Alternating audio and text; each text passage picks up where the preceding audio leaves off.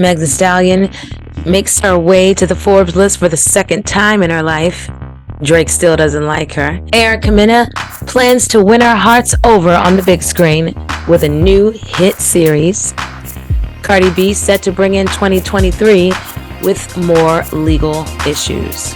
All that and more on this week's edition of Celebrity Digest Weekly.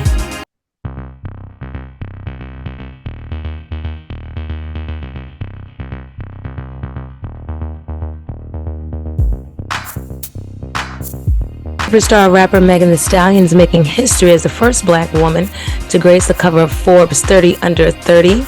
This is the second time she's landed on the Forbes 30 Under 30 list. The 27-year-old earned an estimated $13 million this year. In 2020, she collaborated with Cardi B to get nearly 2 billion streams on Spotify and YouTube. She's also partnered with other big music stars such as Beyonce, Nicki Minaj, BTS, and Dua Lipa. Before she was Megan Thee Stallion, she was Megan Pete. In 2016, she was studying nursing while creating hip-hop videos on YouTube. Billion-dollar brands including Nike, Revlon, and Popeyes are now lining up to work with her. Now she has a world tour ahead, a Netflix deal, and a documentary being made by Time Inc. I want to contribute that article to abc7chicago.com. While I was looking for just a bit more Meg,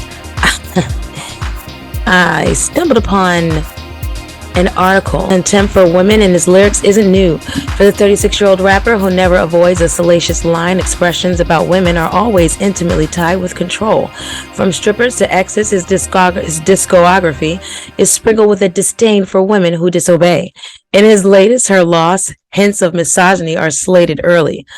On the opening track, Rich Flex, he sings, "All of you hoes need to remember who you're talking to. It's the Slaughter Gang CEO." In the later track, on BS, he raps, "I'm a gentleman, I'm generous, I blow $500,000 on you hoes, I'm a feminist." But one lyric in particular set the internet ablaze. In Circo Loco, he raps, "This bitch lie about getting shots, but she's still a stallion." A double entendre referencing Megan Thee Stallion, who says she was shot in the foot by Tory Lanez in summer 2020. That article does go on. Was courtesy of cbc.ca. I was just wondering about,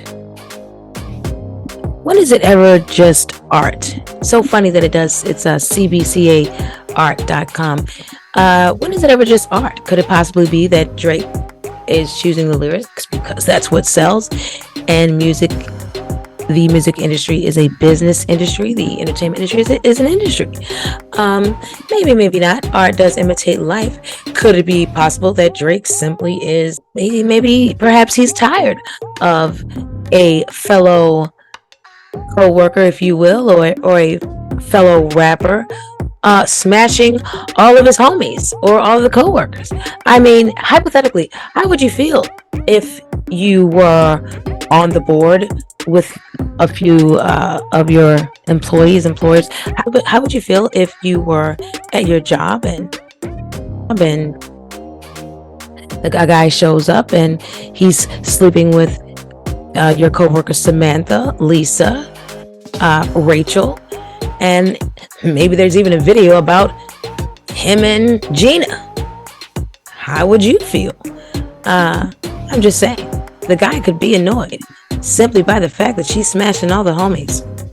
In other news,